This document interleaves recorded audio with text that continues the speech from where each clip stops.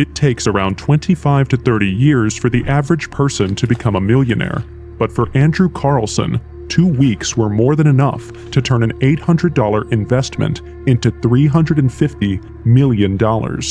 When asked about how he did it, he responded with the simple answer of time travel.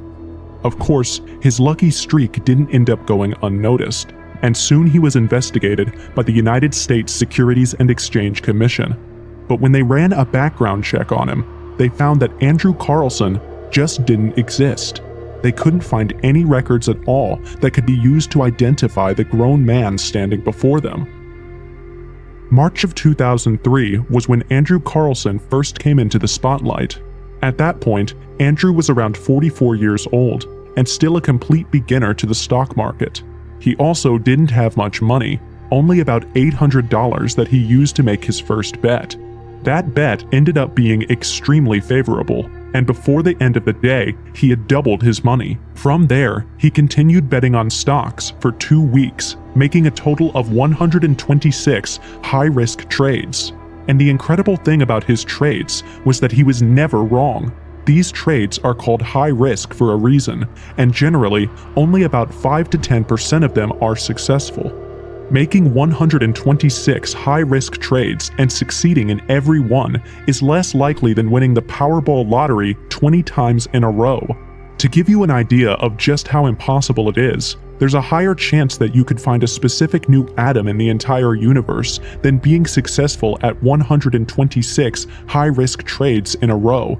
Practically speaking, the probability is so low that it's impossible. So what this means is that it wasn't luck.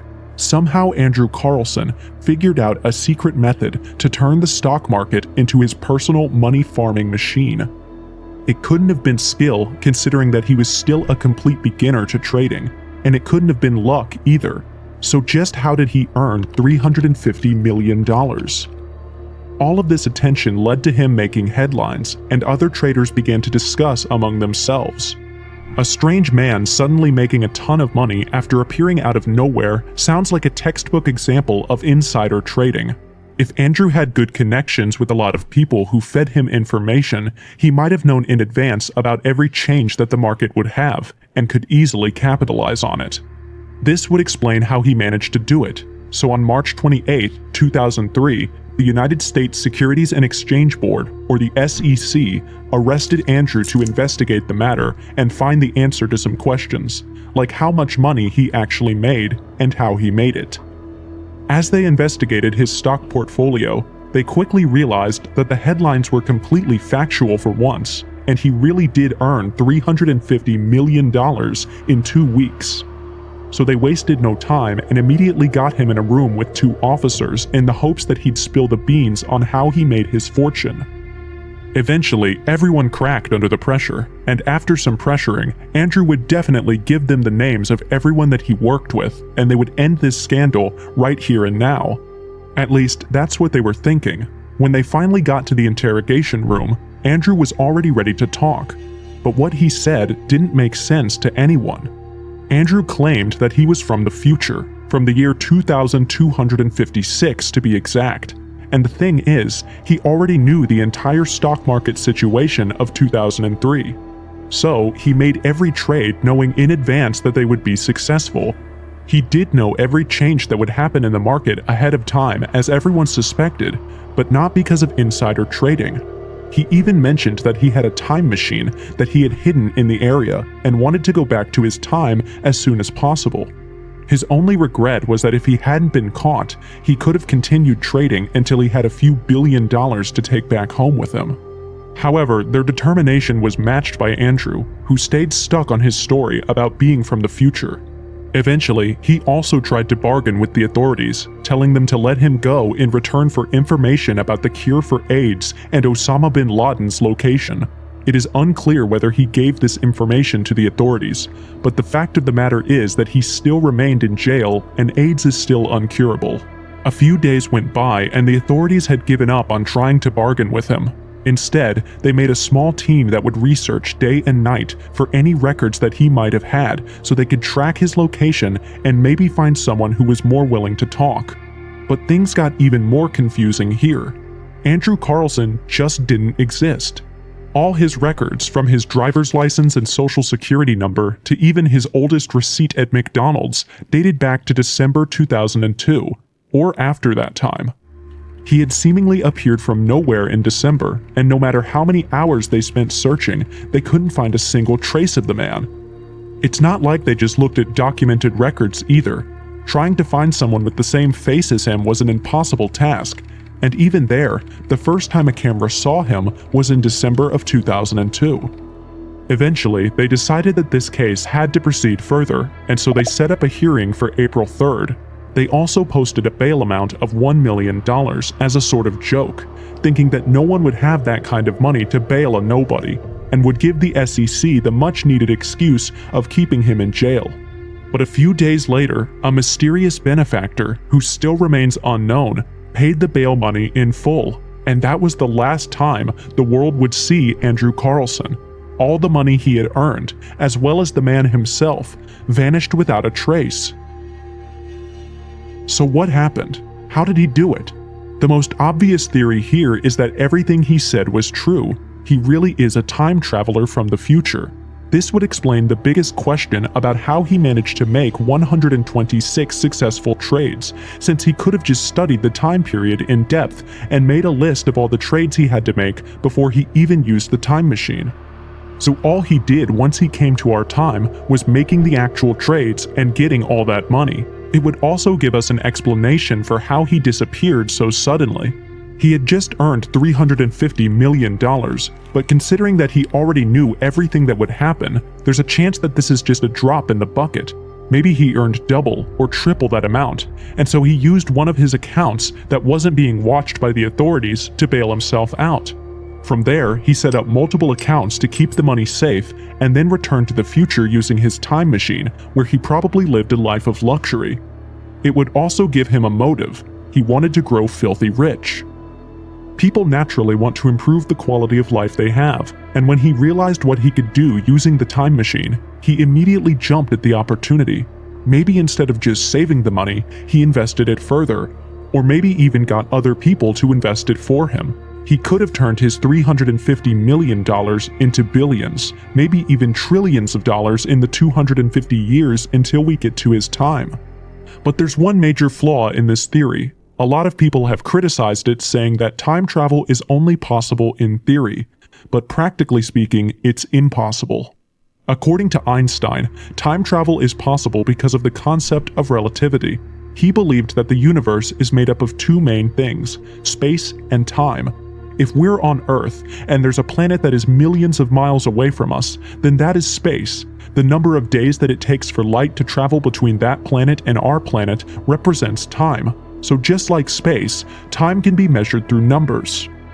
Now, the reason so many people believe that time travel is real is because if you can go from one place to the next and then come back to the starting point, it should also theoretically be possible to go from one time to the next and then come back to the time where you started. According to Einstein's theory of relativity, the faster you can move, the slower time will pass.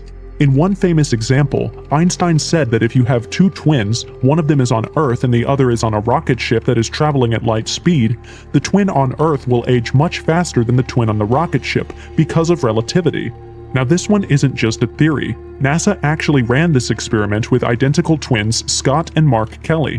While Scott was in space, Mark was on Earth, and the results were exactly as Einstein predicted.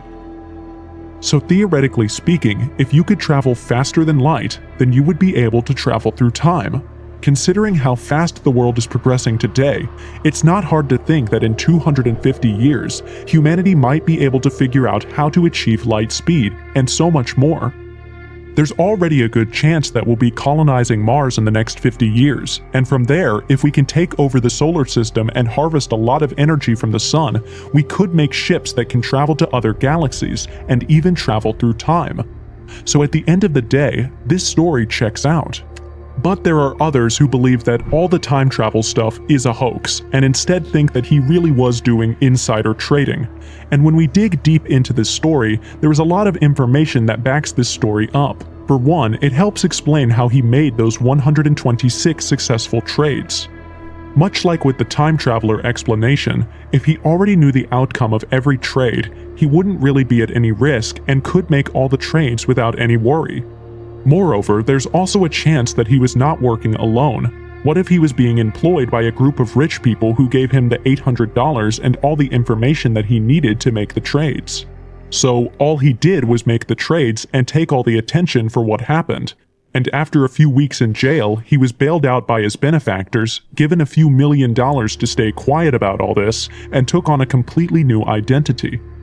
It would also explain how he got bailed out, and why he didn't have any records before December of 2002, since the persona of Andrew Carlson might have only been created during that time. This theory might seem like conspiracy paranoia, but in reality there's a lot of truth to it.